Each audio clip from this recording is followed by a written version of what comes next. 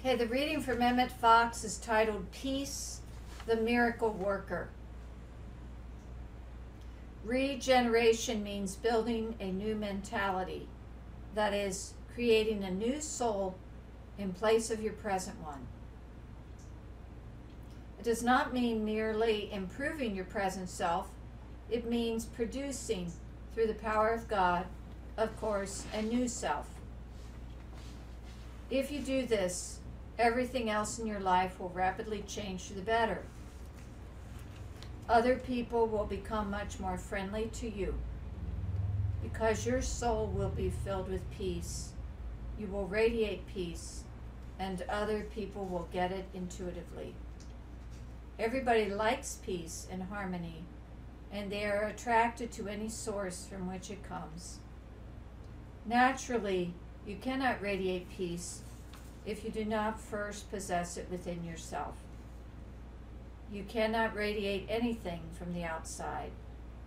To radiate any quality, that quality must be within yourself. True peace of mind is the shortcut to regeneration. The Master said, "Peace I leave with you. My peace I give unto you."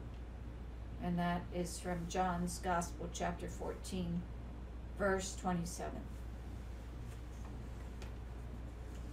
Peace, the miracle worker. I'm not sure entirely how, but I found myself thinking about mysticism and mystics recently. Oh, actually, I do remember how Phyllis, in our morning meditation, read something from Richard Rohr, and I realized that A, I didn't have a good sense or picture of what being a mystic or having a mystical experience is, and B, what little I did have,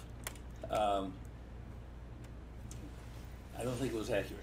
And so I titled the talk The Happy Mystic because part of my, I've concluded, misunderstanding had to do with how a mystic experiences life and who is a mystic. And I'm told I need to move this way so I'm more centered in the picture. Okay. So there was something on one of Oprah's websites that sort of took me in that direction too. And I'm going to read parts of it. Ask anyone without a theology degree to picture a mystic, and they might imagine a yogi meditating on a mountaintop, the whirling dervishes of Turkey, which, by the way, are on YouTube, fascinating to watch, or a nun living a monastic life with fervent prayer.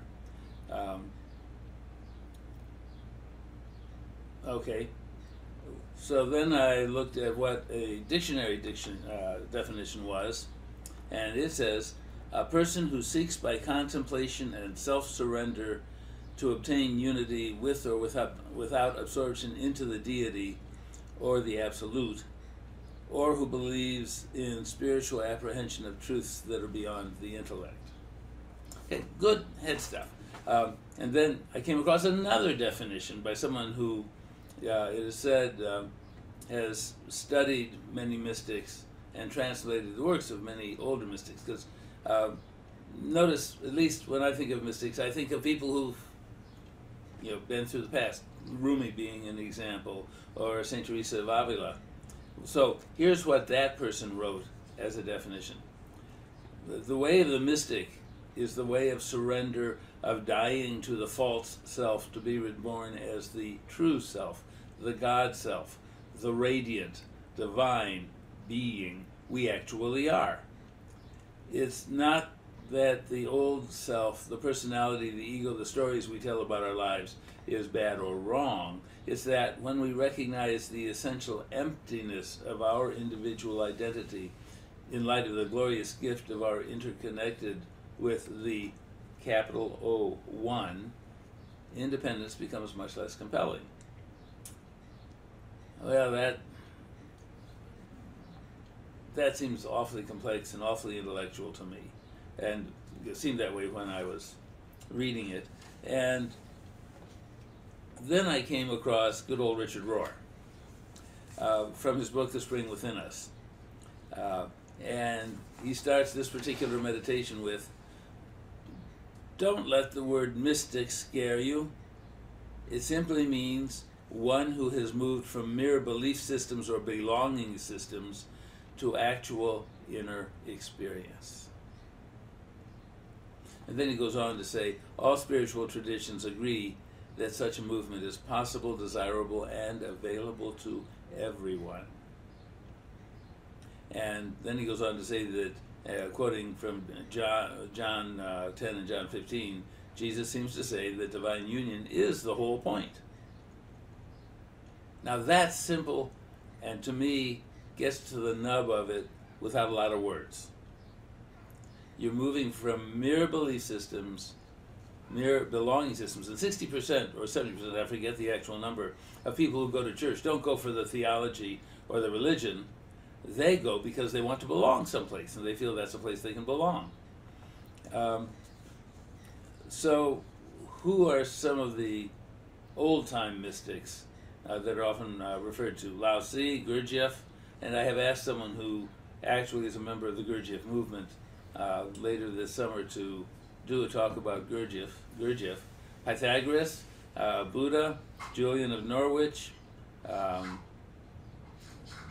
Jalaluddin Muhammad, the Maharishi, Dante, St. John of the Cross, some would say Jesus the Christ. Carl Jung was listed as one. Of course, St. Francis too, and I'd include Brother Lawrence myself. So let's talk about Francis for a minute. If you look at the difference in the definitions, we go from dead serious, if you will, where it is great effort and sacrifice to get a mystical experience, to become a mystic, to someone like what Rohr says, we simply moved from, if you will, the limiting beliefs of needing to belong or rules-based religion to something that's internal, what the Quakers call experiencing the spark of God within. So do we need to be sober-sized? No. There was a short discussion of St. Francis as a mystic, and here are words that I found. This was from an article in Washington Post.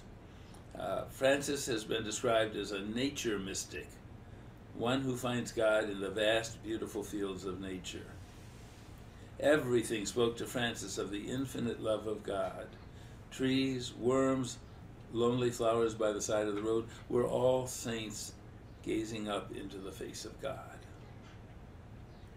I did a wedding yesterday in the middle of the woods, and I asked the bride why she had chosen such a fairly obscure place. And she explained to me that the place she feels closest to God is in the middle of the woods. And that really struck me. She wanted to marry where to her she was closest to God. So what does it take to be a mystic? Well, a mystic can be anybody. It can be a bartender, bus driver, school teacher, journalist, even a minister. Cat lover, dog lover.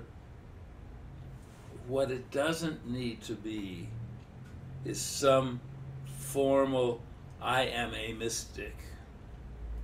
In fact, as I was thinking about mystics and alleged mystics, I immediately thought of two whom I regard as posers. They are so religious, and one of them tips his hat just so and walks ever so owningly through whatever group of people he is. Now I happen to know he also has a reputation for, shall we say, inveigling young ladies. doesn't matter what you are, who you are. It's what choices you make, what openness you are willing to commit to experience the divine. You can be an ordinary person, as all of us here are, having ordinary experiences, and yet at the same time experiencing the divine. We as a community here are unusual in the fact that so many of us expect to experience the divine in one way or another, in an internal force, whether it's when we're doing readings, assisting in healings, or just walking through life being thankful. But we also have the choice to be happy. There was a talk, or a writing, and I believe it came from something from the Center for Action and Contemplation, but I'm not sure. And unfortunately, my toner ran out, so I only see part of it on my page. It was about a Jesuit priest who was teaching the Maasai about God in Africa. The Maasai are a wandering tribe whose wealth and food is defined as cattle. They drink the milk, they don't eat meat. And in this particular case, the priest was talking to them about the 7 sacraments, during which we can feel closer to God. And as he was talking about the sacraments, he became aware that there was disquiet among this gathering of Maasai who were paying such close attention to him. And well, he kept on, didn't know what else to do, and one of the Maasai raised a hand and said, "Are you sure there's only 7 sacraments? 7 times we can be close to God? I was sort of expecting 7,000. Think of that. Do you expect 7,000 connections with the divine? It's there for you. And is it 7,000 today? 7,000 this week? 7,000 this month? There is no limit to the divine, though we ourselves can put limits on it. So, what I suggest this week, set an intent to be aware of each time you have that small or large mystic experience, internal connection with the divine. It may be when you're doing healing work.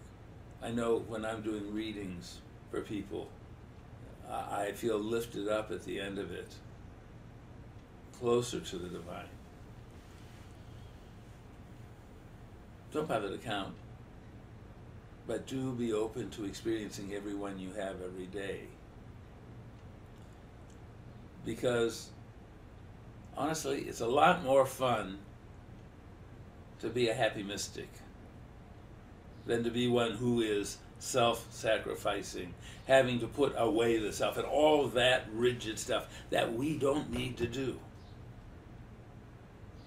We are of God. We have the spark of God within. Our environment is of God. We just need to welcome a non-intellectual, internal experience. And I'm going to quote again from what Richard Rohr said. Let's see, where is he? You can be one who has moved from mere belief systems, that's a limiting thought, or belonging systems, a limiting thought, to actual inner experience, which is unlimited. I have talked in previous discussions about how you don't want to put rules around God. Rules come from the head. The inner experience of the divine comes from that spark of God you have within you and your willingness to experience it. Come on in, grab a chair. So many people think of mysticism as needing to be serious. Don't buy into that.